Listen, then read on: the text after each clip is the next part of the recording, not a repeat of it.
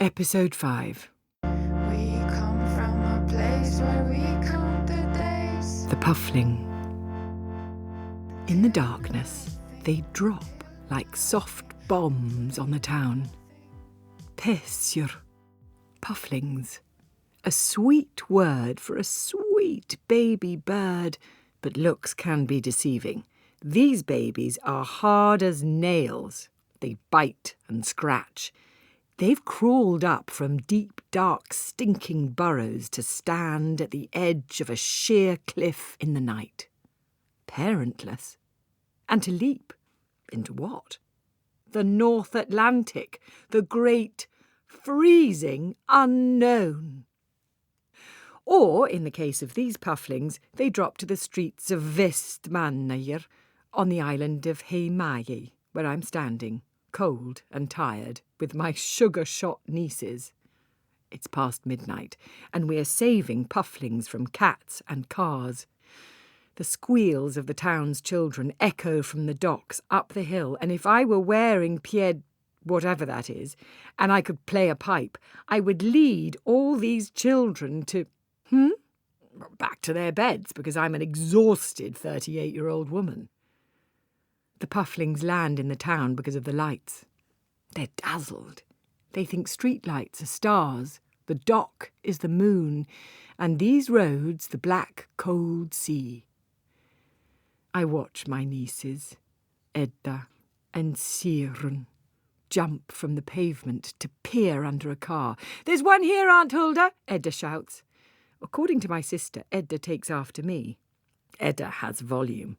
I tell her to shush, don't scare the pufflings, but the street is full of squealing kids, and all I can do is take the shivering, biting bird from Edda's keen, gloved hands and stuff it up the sleeve of my jumper.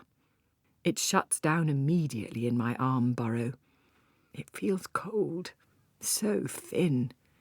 I wonder if it will live. I'm too sentimental to be an Icelander. "Back to the burrow, little one," I whisper, which means back to my sister Gudrun's and a line of cardboard boxes in her garage. We weigh the pufflings on kitchen scales, measure them with a ruler. It's a bit Hansel and Gretel, but we're not fattening them up for the pot. Yet. This is tradition in Heimaey, the Pissia Patrol. The gangs of kids out saving future generations of a bird their parents and grandparents ate. Or eat. The puffling up my sleeve growls. It will soon be my grandfather's 85th birthday party. That's why I'm here. He's not aware of this. Grandad is stuck somewhere in the past. He's a boy with old man's legs. He's a voice that keeps repeating an unusual name. Adalvig Magdalena. Adalvig Magdalena. Adalvig. No one will tell me who Adalvig Magdalena is. I've been here a week with my half-sister Gudrun, my mother, and stepfather. They shrug. I've asked the old folks.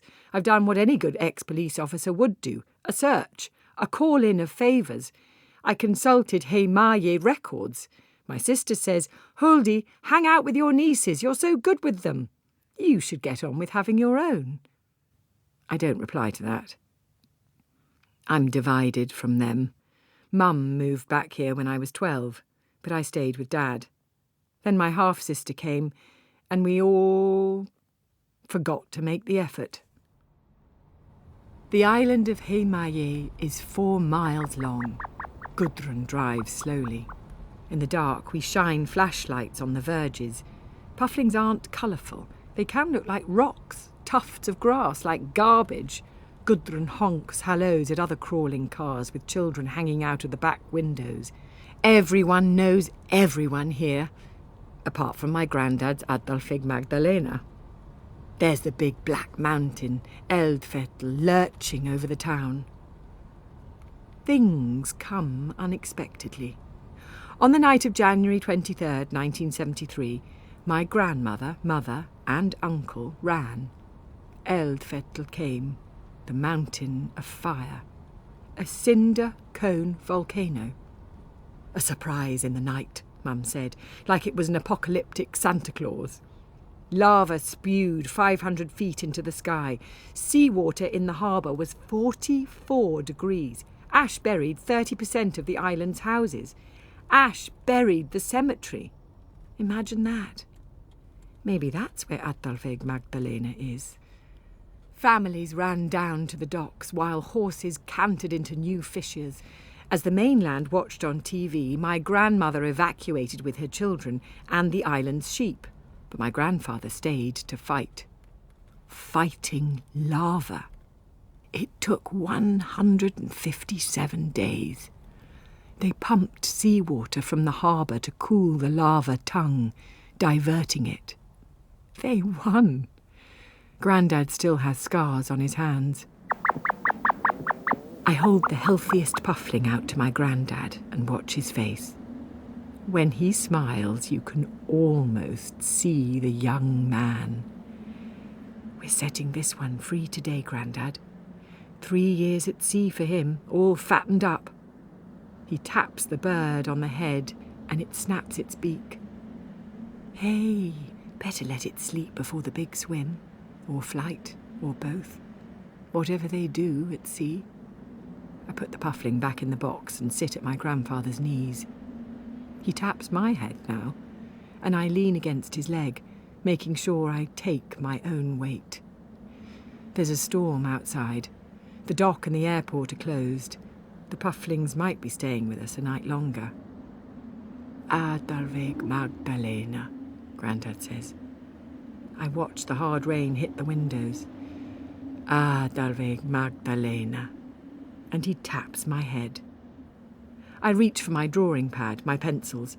I've been studying the white beluga whales in the harbour. I ask my grandfather, describe Adalveig to me. For a while, it's just the hard storm against the glass. When he does speak, his words are clear for the first time in such a long time. He tells me her face. When I'm done, I show him my sketch, and he taps the girl's face. When he cries, I clearly see the young man he was. It's loud in the Eccentric Museum. You can hear lava bombs.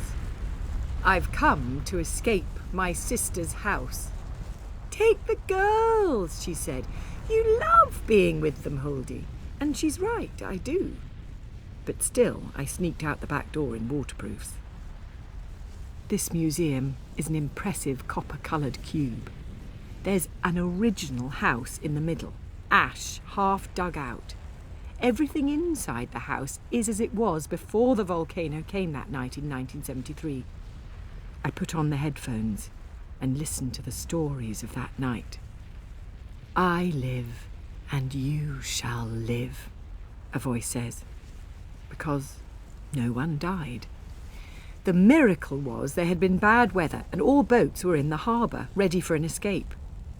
Once the volcano stopped, people came to Heimaye to dig out 800,000 tons of ash.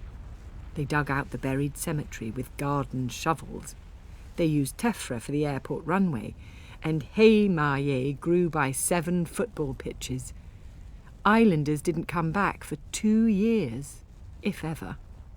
Grandad stayed on his boat and fought the lava, the gases, and then the ash. Hello, Aina. Thanks for getting back. No pufflings or kids today. I'm in the museum cafe. Yes, I'm okay. You? Aina and I have history. I rip apart a sugar packet and the granules fly. I scoop them and I spill my hot coffee. Oh, yes, no, it's... Don't, I just spilled. There's a silence between us as coffee drips off the side of the table. Aina, do you have anything for me? I shouldn't have said that. That silence grows weightier. The museum growls with the sound of lava. Aina, the unusual name, Adalveig Magdalena, and the dates I gave you. It's a wild goose chase, but did anything come up on the mainland? In Haymaye Library there's a permanent exhibition. The infamous raid of 1627, when Barbary pirates dashed a lot of heads in and kidnapped over 200 islanders. I print out Einar's files on the public computer. I make sure no one sees. It's a birth certificate. It's unexpected.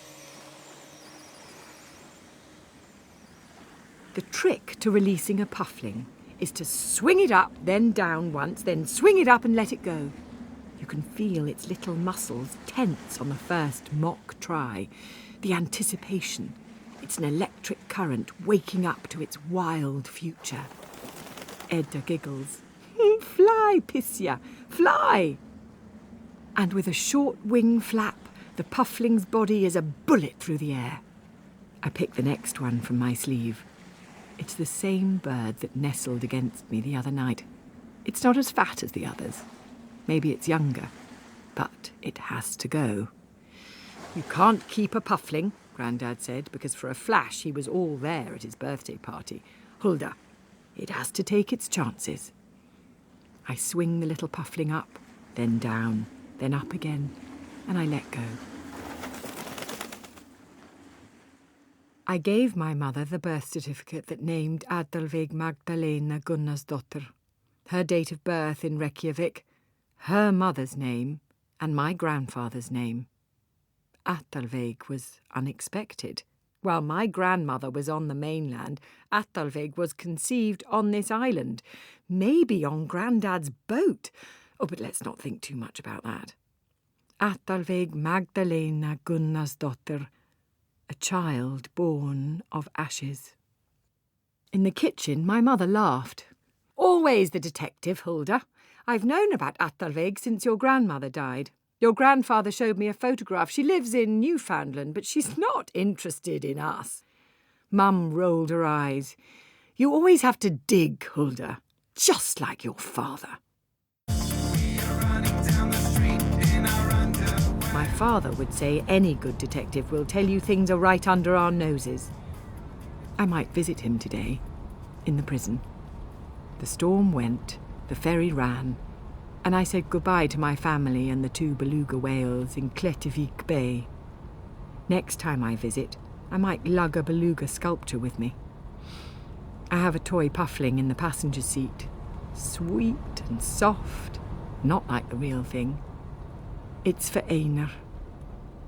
But first I pull up on the verge, turn up my stereo and I get out. Life is unexpected. Life is tough in this country, so you might as well dance. I do. I am Hulda Björnsdóttir, cafe owner, tour guide, landlady, maker of contest-winning lobster soup. I am Hulda Björnsdóttir, daughter of Björn, Grindjavik's crooked cop. I am Hulda, welder, widow, sculptor, artist, with a puffling toy for a childhood sweetheart. I am Hulda Björnsdóttir, and I am going home to Grindjavik. It's the happiest town in Iceland. Did I tell you that? Oh my Lord. Episode 4. We come from a place where we count the days. Volcano. When tourists come into my cafe in Grindjavik Harbour, I say, listen to my soup. An Icelandic cook will tell you there is a secret ingredient to their lobster soup. On top of the langoustine shells, salmon and halibut skin, look down into my cauldron. Gaze at the surface of red, thick, bubbling liquid. My secret ingredient is lava. Well, clearly it's not. The lava bubbling from our Fálradalsfjall volcano is 1,190 degrees Celsius, 2,170 degrees Fahrenheit. You couldn't stir that with a spoon. Grindjavik is packed. We're Amityville with the shark. I've renamed my award-winning soup Hulda's Lobster Lava Special. And the skies over the town are red, and only occasionally poisonous. Because it happened. Release! At last! The top has blown off the pressure cooker. Magma has shot up from deep in the earth's mantle, from 9 miles down, and all the tremors and tensions are gone. Fissures are open, lava pours into the rivers, and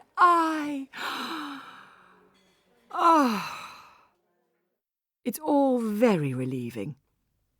It was March when the first rift opened in the Geldingtataljer Valley.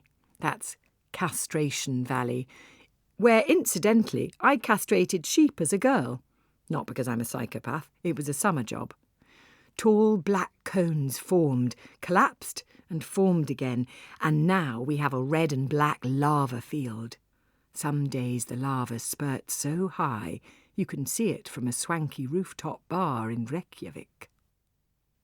I've walked to the volcano with an English girl who gave her mother's ashes to the hot lava. I've seen people pray at a fissure, watched a football match where the ball dissolved. A pink-footed goose, lost in the fumes, fell from the sky, hissed into nothing. We smelled feathers on top of the sulphur dioxide. Squeeze in, OK? I stand on a chair in my cafe, tap my big bumpy map of Iceland with a wooden spoon, and give my volcano talk. The tectonic plates run through Iceland here, like a cupped hand. We have Krafla, Askja, Laki, Grimsvjörten. Hekla, known as the gateway to hell. Katla, and she's murmuring right now. Eldfettel, on the Westman Islands, and our beautiful Fallradalsfjall here in the Reykjanes Peninsula. Can you say Fallradalsfjall? I never get bored of asking tourists to say the names of our volcanoes. If Grindjavik's police chief Einir was still speaking to me, he'd say I'm shameless. And who remembers Eyjafjallajökull? Come on, Eyjafjalla. Old Snorri of the pink hat rolls his eyes over his red soup and says, Jæja. Jæja changes meaning depending on how you say it, and that Jæja means I am childish. Or maybe what Snorri's saying is, I should be telling these tourists there are 32 active volcanoes in Iceland. I should warn them the sulphur dioxide, the hydrogen sulfide, can kill, and that it's not all ooh and ah when it comes to volcanoes here. It can be ah and ah! In 1784, Iceland's Laki volcano caused famine and poison across Europe. Iceland lost 1/3 of its population. Another third left. I mean, who would stay in a poisoned, dying land? My ancestors, clearly. Lava runs in our veins as sure as blood, and that's why, like most of the town, including old Snorri, I am a search and rescue volunteer. Yes, I am Hulda Björnsdóttir, cafe owner, welder of whale sculptures, ex-Grindjavik police officer, and now Fallradalsfjall volcano tour guide on the good air quality days. And on the take-a-breath-it-might-kill-you days, I'm in the Coast Guard's helicopter searching and rescuing. Can you stand downwind? It's safer. Tuck. You'll see the crater from this hill, so don't go down into the valley. Can you feel the heat? Good. As you can see, this is an effusive eruption. Lava has burst from a fissure. Black cones have grown while the lava flows out to form rivers and this growing lake. More fissures have cracked open. It's a body, isn't it? Bright veins and capillaries of fire on black crusted lava. I can get rather poetic on my volcano tours. The magma comes from a place so deep it's among the most primitive lava the surface of Iceland has seen for 7,000 years. It's ancient, but out here it's new. At the same time. How beautiful! Makes you think. After hours of hard walking up sharp mountain paths, my tour groups aren't thinking at all. Once they get here, the heat, the beauty, and yes, the sound of the volcano fills up the valley and stops all rational thought. They're stunned, hypnotised by the red pulsing of it. Or maybe it is the fumes. The mountain is crowded today. I've seen a wedding, a woman cooking sausages, and a dog catching a frisbee too close to the lava. Look at the black crater! The side is collapsing! Listen! The whining vents! The hissing lava! Hear her speak! I've been doing a lot of listening lately because of Noah. In the cafe, Noah dangles his recorder over the surface of my soup, and at nights he wakes me, standing at the foot of my bed in his full face mask and stinking of sulphur dioxide. This could be alarming, but Noah is an English sound artist, and I've invited him into my bedroom. He takes off his mask, his overalls, lies next to me, and plays the sounds he's gathered, among other things. Noah says he wants to capture the volcano's truth. I just look at the way his brown eyes get darker as he speaks. Hulda, listen. Do you think I've captured it? I don't have the heart to tell him. No, sweetheart. How can you capture that power in that little machine? Noah is obsessed. Let's go out in the next storm, Hulda. I have to record the touch of hail, snow, rain, human breath on the lava. Hulda, I want to catch the sound of poison. I think about this for a moment. Most of the time, I'm not sure what Noah is talking about. Sound is a mystery I have to unlock, Hulda, he says, and his lips move to my collarbone. Like you unlock and capture the mystery of whales in your sculptures. He stops and sits up, an excited boy. Hey, you should drag your iron whale out onto the volcano. Let the lava pour over your art. Fire on metal. I'm sure that wouldn't be legal. The lava is already a protected natural phenomena, like our moss, and I don't think Snorri in his pink hat is going to help me drag a massive metal whale sculpture 3 hours up mountains. What I should tell Noah as he returns to my collarbone is, I don't unlock the mystery of whales. I just rebuild their mystery and I fudge it. You can't improve on the original. But Noah is sweet, and I like him in my bed. So I take the recorder from his hand and switch it off. I can hear the real volcano from here in any case. Noah could make me reckless, and recklessness is not an Icelandic trait. Our ancestors are the survivors of volcanoes, after all. Icelanders check the weather report. We know a snowstorm on a sunny day can kill. We don't mess about with ice hopping, dancing near the tide on a black beach, walking too close to the lava or on it. And I've seen people do this. These things will kill you as easy as sighing. That's why, on the bad days in Grindavik, the town sets up the Red Cross tent at the car park, and Anya and I suit up. We, the Icelandic Association for Search and Rescue, ISAR for short, well, we rescue. 1, 2, 3, lift! Visibility is nil. The storm came in fast. The hiker's broken a leg. I do shifts with Anya. We work well together, in this at least. We deal with the second hiker, get him on the stretcher. Anya, his mask. Hold it in place. Anya follows my instructions, and we lift the man. These hikers wandered off the path to see the volcano, when today no one should walk out here. The helicopter signals above. We hook on the first stretcher. I don't blame Anya for not talking to me. A few months ago we had, what, a moment of madness? A thing during the earthquakes. Then I left. It will be a long walk back through the storm to the jeep. When I wake to a bright morning, whimbrels are circling, and there's nothing but smoke coming from the valley, no red glow. Falratas Fjartl is sleeping.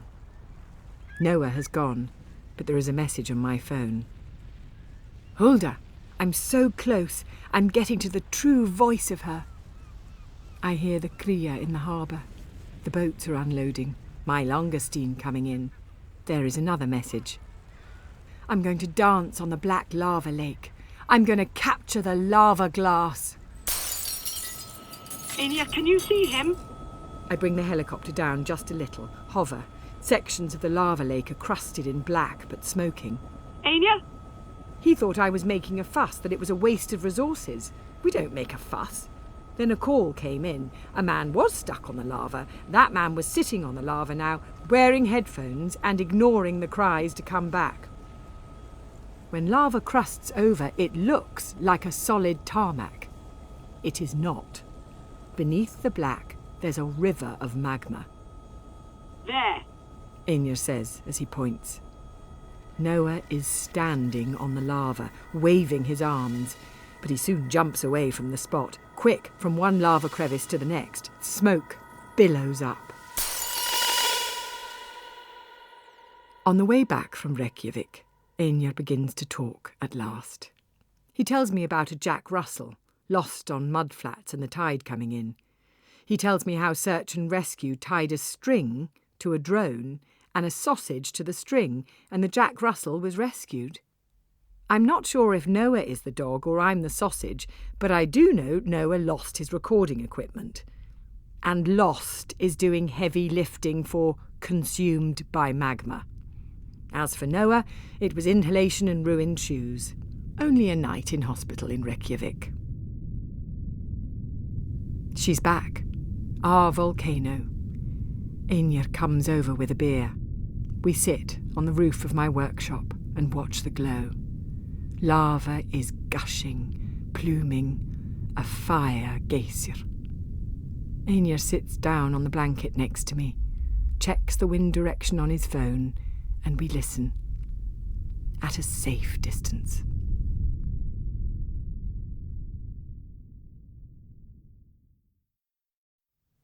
Episode 3. We come from a place where we count the days Little earthquakes. till nothing. There is a footbridge called the Bridge Between Continents, 20 minutes from my home. On one side is Europe, on the other is America, and you can walk between the two in seconds. For the past few weeks I drive here in the late morning dark, run to the middle of the bridge and yell. Hurry up! I hold on to the rails because I know a tremor will happen again any second because it's beneath me. The mid-Atlantic ridge, our fissure, our crack of tension where the Eurasian and the North American tectonic plates are pulling apart.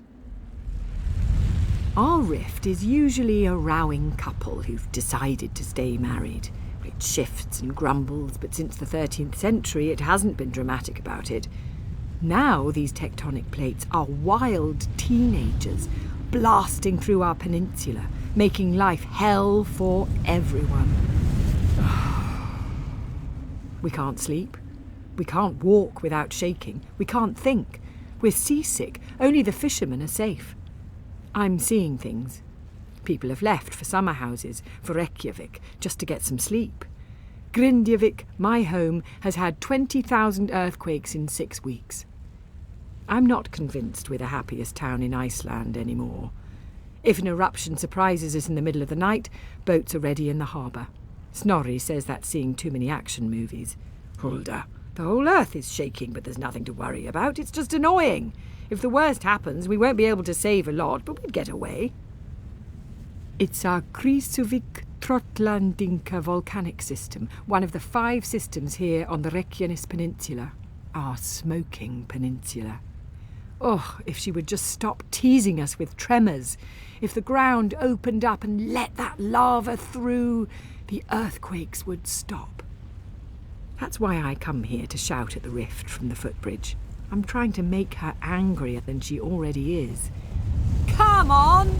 You're the worst tease in volcano history! There are tourists out here. Earthquake tourists. Wobbly tourists. I wave. They don't wave back, more frightened by the mad woman on the bridge than the rift between continents. It's a beautiful day. Sun on our sharp lava fields. You can see the sea and the islands. Elde. And maybe that's Geirfuglakskir, where the last great orc was killed. What a thing to be famous for. Really? We take it in turns to check up on the town, so when I knock on Snorri's door and don't get a reply, I thump the wood in time with the tremors. Snorri! Are you okay in there? He still has his mother's net curtains up. The curtain rod is askew, and if I press my face up to the dirty glass, I see plates on the floor. I packed up my soup bowls at the cafe long ago. Snorri! When he opens the door, the pink woolly hat isn't a surprise because it's always on his head, miraculously clean. It's the floral dressing gown that's a shock. Frilly at the neck. It has a man-made fibre electricity, and Snorri's red and white beard does seem alert. Hi, Snorri. Any damage? He holds onto the door jamb as a tremor rumbles. There's a red mark on his neck, like a new bruise. Have you hurt yourself? Yeah, he says, and behind him I see Ingunn Svensdottir.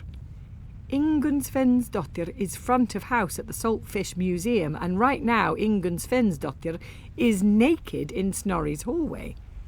She nods at me and asks if I was born in a sheep barn. Hulda, you're letting the heat out.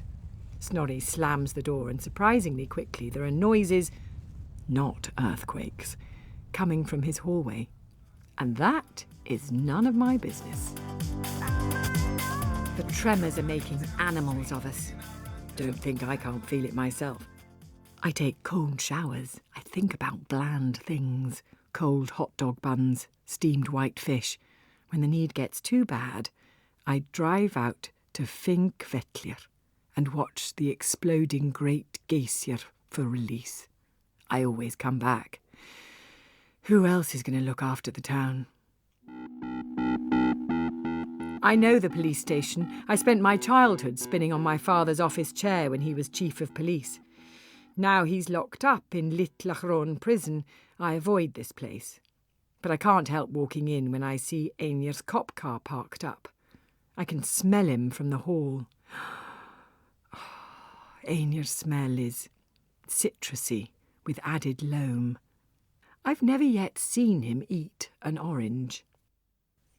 Einar doesn't look up from his desk, but he knows it's me. I notice his left hand starts trembling. He's alone with a stack of files. Since the swarm of earthquakes, the town has flocked to the police station and the church. People have been desperate to confess to ancient misdemeanours, to imagined sin, to things they haven't done yet, only wished for. There have also been many residents logging the loss of cats, dogs and pet birds. Kaffi? I ask Einar. He still doesn't look up, but nods and balls his trembling hand to a fist. In the station kitchen I see my dad's cup, still in the cupboard. I listen to the tick-tock of the same clock that measured my childhood in this building. I smell my father. Lucky Strike smoke and engine oil. Dad was a police chief stereotype, like that. Einar drinks my coffee and the cup shakes. You okay? I ask, and at last he looks up at me. That's when I know his tremors have nothing to do with the earthquakes. We're locked, staring at one another. I quickly take a wedge of his files and dart to another desk. I think of bland white hot dog buns, of plain steamed fish. This dull end of policing was once my job. I'm in the police station for 2 hours and 9 tremors, and Einar's hand doesn't stop shaking, and I can't stop thinking of oranges and kissing him. We don't say a word. Arnie is back, at the end of my bed. My 5 years dead husband. I sit up, and even when I switch on the light, he doesn't disappear. Arnie came with the sleeplessness, and the sleeplessness came with the earthquakes. The first night he appeared, I shook for a day.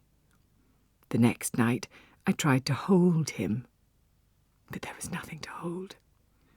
The third night, I wept and told him how much I loved him and missed him. He didn't reply. In daylight, I went to his grave to check for an escape fissure. The day after, I returned to pour a libation, his favourite, a bottle of Merlot. Now I just watch him as he stands at the foot of my brass bed. Hi, hi, I say, and after 3 weeks of his visits, I'm coming to depend on them. A hard jolt of a tremor rocks my bed. The magma is moving to the surface, I tell him.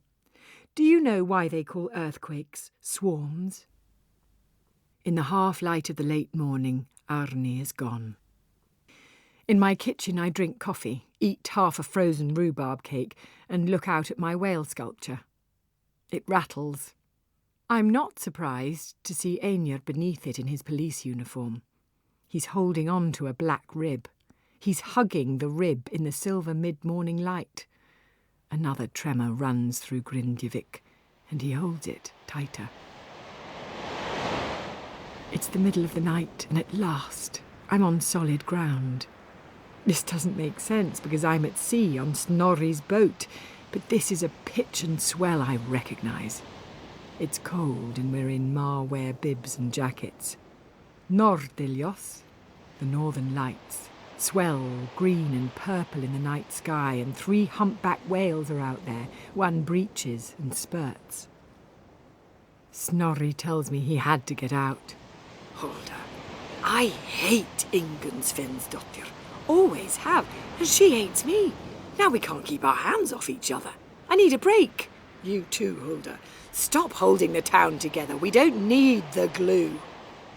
Snorri says he must protect the best soup maker in Iceland, so a night on his boat isn't something to be guilty about. Snorri says his mother comes to him at nights to tell him the house is a state, and I say when Arnie comes to me, he doesn't say a word. Hulda, they're figments of our imagination. There's clarity out here in the freezing sea. My face is numb, but I'm soon asleep. There's an Arctic fox in the harbour tonight, blue and small as a cat. Melraki, Toffa, Skolli, Hultaflor. Whatever you call them, foxes don't belong here in Grindavik. 2 ravens on the streetlight croak as it slinks under the hull of a dry-docked boat. Wrong things are in the wrong places. Everything is out of joint. I'm securing soup kettles to my cafe counter with a screwdriver. We had a 4.3 today, and I'm thinking of taping a cross on the shop window. I pick up my father's stuffed puffin and his framed photo of black and white John Lennon, and I put them back on the piano top. Soon a tremor will make them fall again, but as Snorri said, I'm an optimist. I know Einir is out there. I saw him when the fox darted under the boat hull. Einir is beneath the streetlight like some noir detective. With the roll of tape in my hand, I stare at him. The fox that doesn't belong here calls. The chirrup of a coasting songbird, then the cackle of a witch laugh. I walk to my cafe door and unlatch it. The stuffed puffin and the John Lennon photo have fallen to the floor, and not because of an earthquake. My topographical map of Iceland has been flattened in places. Einir breathes next to me on the floor, and our clothes litter my cafe. I thank my beautiful country for geothermal underfloor heating, and for the first time in weeks, I fall asleep on dry land. When I wake, I listen to the ting-ting-ting of the anchored boats as a tremor rumbles beneath us. Einir wakes, and I gaze at him. The earthquake that morning is a 5.7. That's what the radio tells me later. It's a hammer blow, and the cafe shakes. Bowls I thought were secure smash. My piano sways, and Aenir pulls me off the cafe floor and crams me under the stairs, his naked body between me and the tectonic kerfuffle. I hear fishermen outside shout. It's still pretty dark. A few doors slam. People run out onto the street. Car horns sound. Then it is over. As Aenir picks up the pieces of shattered bowls, I dress. When I see my car keys on the counter, I take them and slip out the back door. Finkvellir is our national park, and the road is smooth with ice. I watch hooper swans fly over my car while horses stand along the fence waiting for something or somebody they've forgotten. My phone rings, so I turn up my radio as the horses edge closer to the fence. The hooper swans call. I can still taste oranges. You left your winter clothes and your teeth marks in my skin. So shake the leaves off the trees.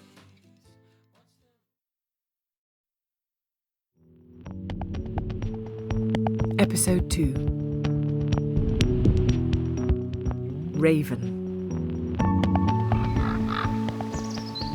Here in Grindavik, there was once a man who reared an orphan hrap, a raven. This raven loved football. It would go with the man each Saturday to the Grindavik pitch, perch on a floodlight and watch the game. The man said the raven gurgled up croaks of happiness each time the Grindavik home team had possession of the ball. He said the raven performed acrobatics in the air, dived above the players' heads when they scored. That raven disappeared 5 years ago. After a shift in my cafe, I like to remember these things. It stops me staring at the bright light of my welding torch as I work on the whale sculpture in my yard. First rule of welding: don't look at the light. A raven discovered Iceland in the Landnámabók saga. A raven is wisdom, prophecy, a protector and helper. A raven will lead you to safety. As clever as a kid, a raven can plan for the future. So why this unkindness of ravens has decided that perching, croaking and shitting on my whale sculpture is a good idea, I cannot fathom. Scram! I assemble the whale sculptures in my yard because, well, they're big. But I can keep an eye on my new house guest, too. There she is at the bedroom window. She doesn't want to come out or play. She stares at the ravens. I'm not sure which came first, the birds or the girl. Her name is Atja. She's 12 years old, an unaccompanied minor, a refugee. The paperwork filled in by our police chief, Aenir Kristjansson, says former police officer Hulda Björnsdóttir is the temporary accommodation until a proper family is located. Atja has been with me for 3 weeks. Aenir must be having a problem with that proper family. To Grindavik, Atja is the girl who speaks to ravens. It will happen soon. She will come out here and she will call them, not in her own language, but in theirs. She will gurgle and croak and click, and they will fly down from my whale sculpture, green and purple sheens on their black heads, and Atja will feed them my rhubarb cake. I worry about their lethal beaks, but I let her do this. What else can I do? I've tried French and English and Arabic. That paperwork says she understands them all. But the only sounds she makes are the sounds of a raven. We get by. And the ravens love her, and my rhubarb cake.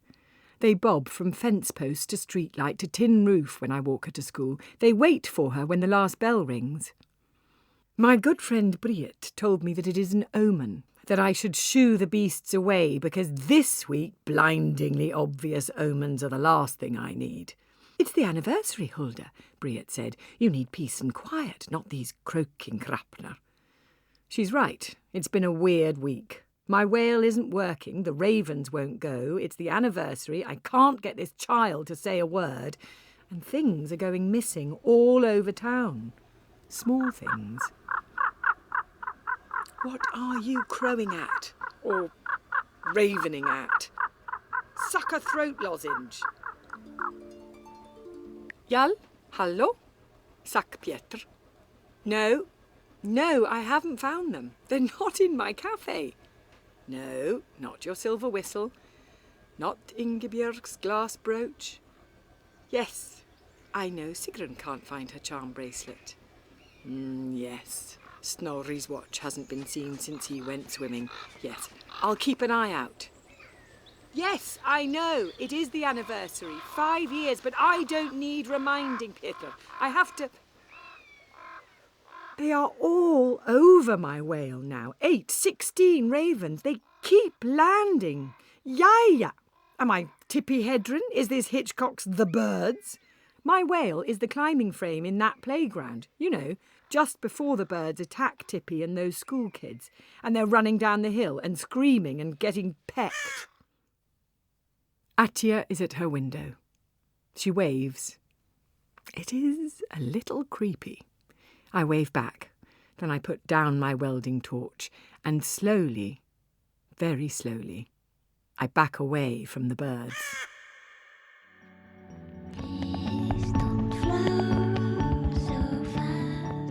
Attia is neat beneath the duvet. Hair neat, face neat, on her best behaviour. Guarded, reserved. Who can blame her? I sit on her bed and hand her the gift. Look, it says Icelandic Bird Guide by Johan Olli Hilmarsson. She doesn't take the book. I don't expect her to. Attia, one morning a pink-footed goose walked into my cafe. Snorri wanted to cook him. Do you remember Snorri, the old man with the pink hat? She doesn't change her expression. I don't expect her to. I didn't want Snorri to cook the goose, so I lured the bird out with bread, pointed it in the direction of the mountain, and the goose flew off. Attia? She looks at me and I feel inadequate. I am, for this child. Attia, what is it with the ravens? There's a small miracle because she picks up the book, searches the index and hands it back on the page, the common raven, Corvus corax. Attia opens her mouth and she lets out a low, hoarse raven croak. Then she smiles. Her face isn't neat anymore. She taps the book and when I don't understand, she sits up, impatient, and opens it on the Lagopus muta, the rock ptarmigan. She taps the page. Tap, tap, tap. Yes, that's the bird on the lava fields. They go white at Christmas. We eat them. She frowns. Oh, sorry. She points to her ear. You want to hear it? She nods. I know the rock ptarmigan cackles and belches. I feel embarrassed, but I give it a go. When Attia laughs a child's laugh, it's the best thing I've heard all week. We have a system now. Attia helps me in the cafe after school, and the town comes in to watch us communicate in bird calls. I have never sold so much soup, coffee and cake. Caw, caw! I cry, which means, can you clear the tables? And she replies in a complicated sequence of chattering, squeaking and growling that is far too advanced for my basic caw. Snorri, of the pink hat, tells me Attia is sounding out an uncanny combination of a little orc, puffin and cria that probably means, I'll help, but can I have a cinnamon bun first? I think this is what that paperwork meant by a proper family. You'd think the national bird of Iceland is Lundi, the puffin. Wrong! It's the gyrfalcon, the gyr. One evening, while Attia listens to bird sounds on my computer, I tell her the kittiwakes and fulmars at Hrunsvik are so loud in June, it's like mewling cats with a loudhailer. She looks at me as if I've lost my mind. And fulmars, they can't walk. If they don't shuffle, they fall over. You live in a place all your life, but you don't see it properly. It is strange to learn a thing you thought you knew. I am learning about birds. I'm a believer in turning mattresses, and when I find Peter's silver whistle, Ingebjörg's glass brooch and Sigrun's clunky gold charm bracelet under Attia's mattress, I have to sit on the floor. There's Snorri's watch too. Every one of the objects Peter has been calling me about, there they are on the box spring. But there's more. There's a medal and a small rusted cross, and when I see it, I want to crawl under the bed, dig myself into the floor. I can't get my breath. A silver ring with a green stone that should be on his grave in the Kirkjurgardar in Arstar, the cemetery that's a few miles away. It should be tied with copper wire to a small anchor I sculpted myself. The town knows the ring is there. No one would take it. No one. It's my wedding ring. I left it on Arni's grave because he died, and there wasn't anything else to do with it. It shimmers from Attia's bed, silver with a green stone.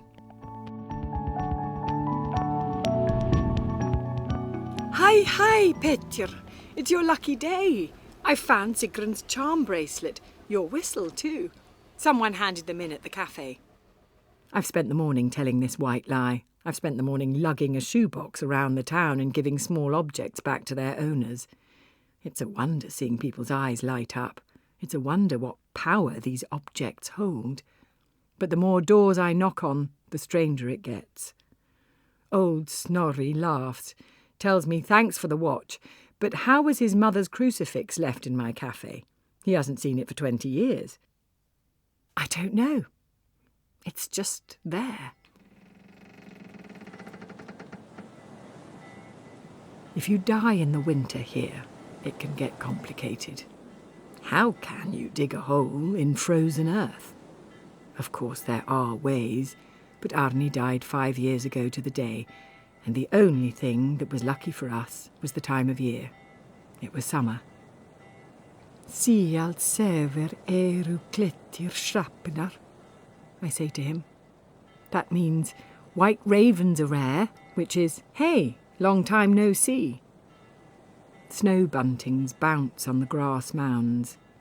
I take out a trowel and dig a small hole beneath the anchor on his grave. I drop my wedding ring in, push the black soil over it. I say, "How are you, Hrap?" That was Arni's nickname, Hrap, Raven, because it was Arni who took the Raven to football matches on the Grindavik pitch every Saturday. Sometimes they'd both come home drunk. Odin had 2 brother ravens, Hugin, mind, and Moonin, memory. Arni called his raven Moonin for memory, because he said that bird remembered every goal. It was Arni who told me a raven leads you to safety and that ravens are loyal to one mate for a lifetime. I watched the snow buntings. Hey, Arni, Moonin flew off when you did. I haven't seen him since. My yard is full of ravens too, and I'd know him. He's not there. Attia is going to Reykjavik in the morning. The paperwork has found her that proper family. In the harbour she calls to the eider ducks, herring gulls, terns and her ravens.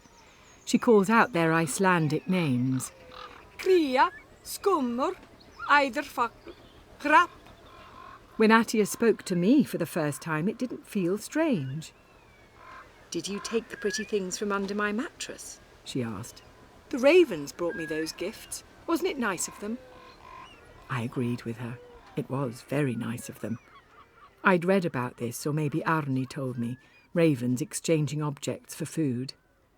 I wonder what the ravens would bring me. I would like it to be something new, something I haven't dreamt of yet, something that isn't lost. In the harbour, Attia skips. "Hulda," she says, "in the summer, when it's light at night, do the birds sleep?" I watch them, frenzied, over the water, and I almost laugh. "You know," I tell her, "I have no idea. I ask her if she'll come back to me next nesting season to see the little orcs.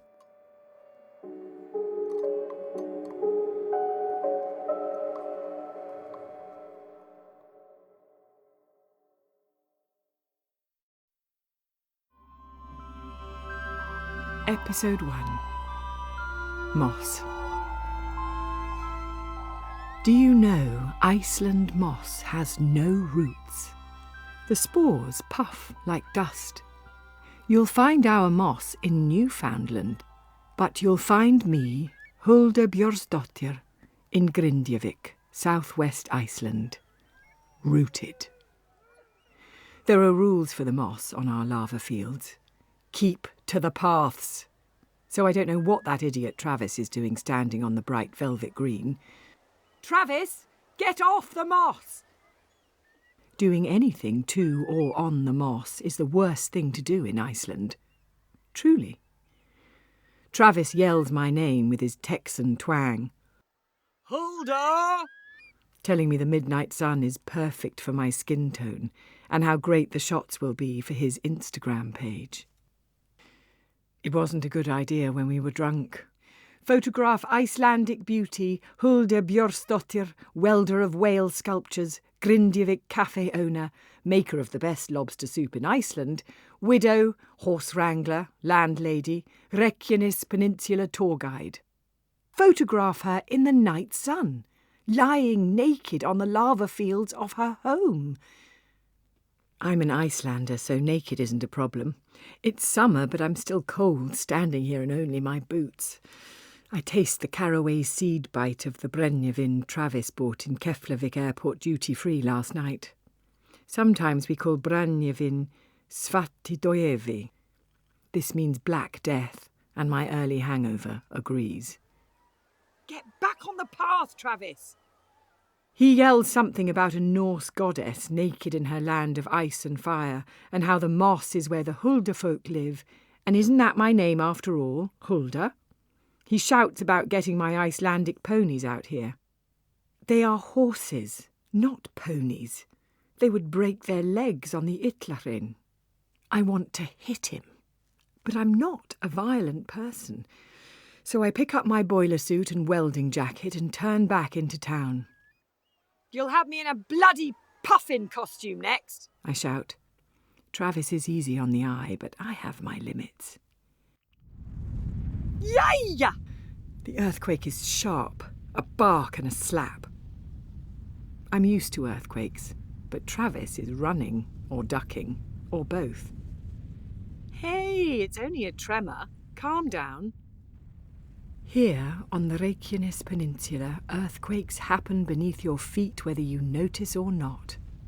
There's always something just below our surface, something to make your whole world come crashing down. I follow the designated path that leads back to the Black Road and Grindavik. Grindavik is the happiest town in Iceland. It's official and voted on by the Directorate of Health. Travis is right about one thing. My breasts do look magnificent under the bright night sun, against the lush green of the moss.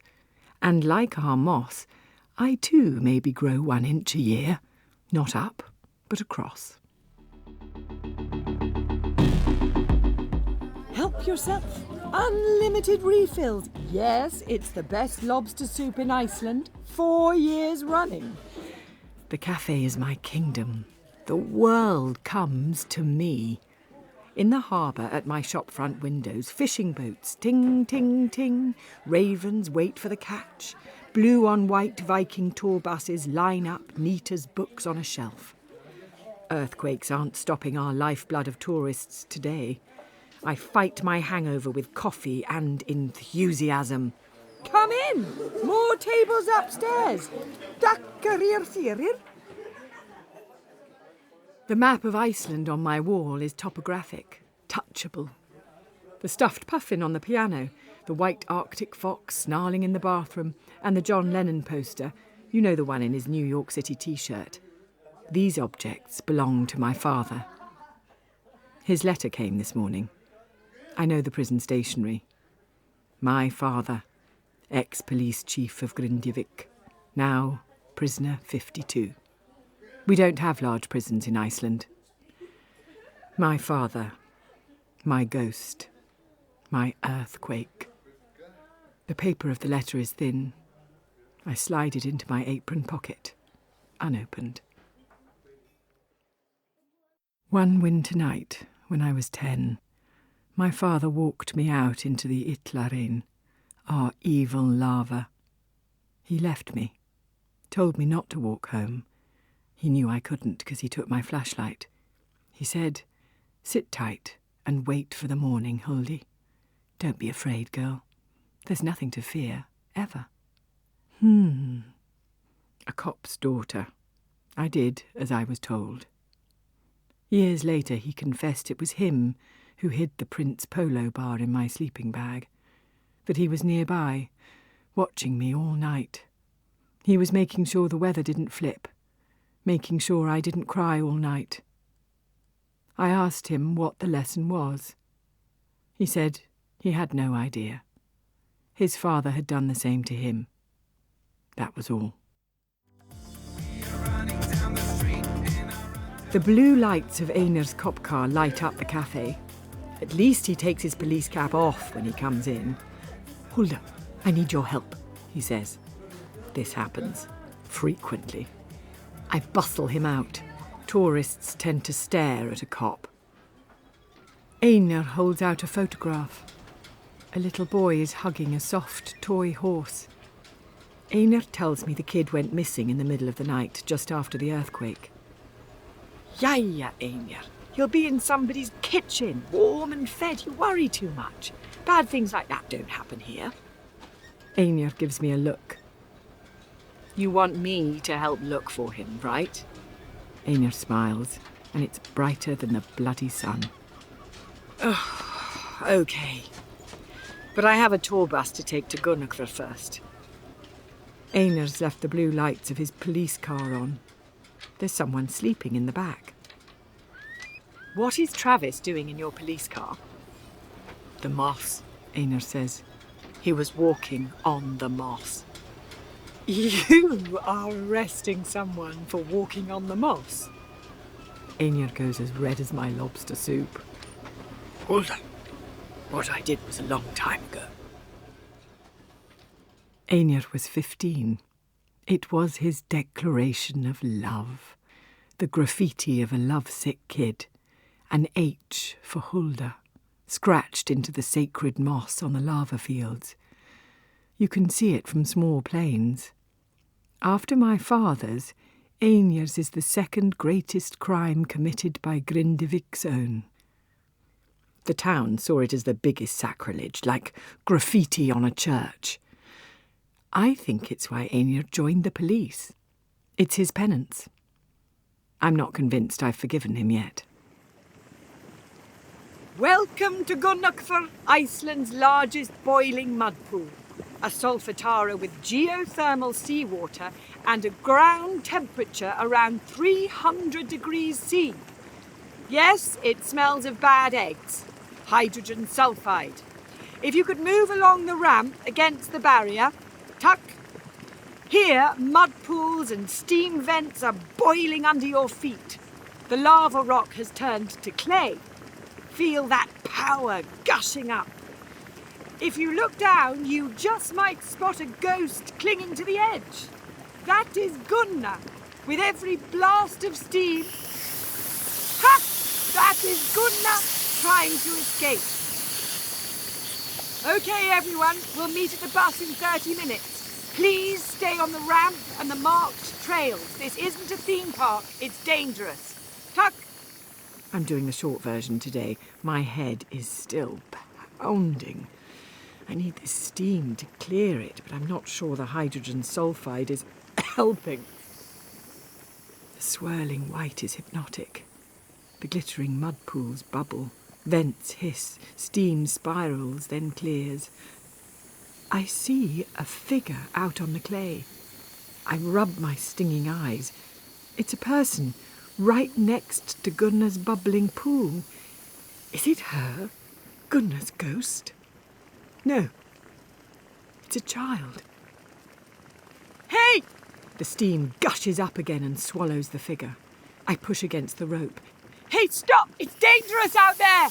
I hoist my leg over the rope, ready to jump down onto the hot, bubbling ground. Steam clears, and the boy is closer now. I recognise him.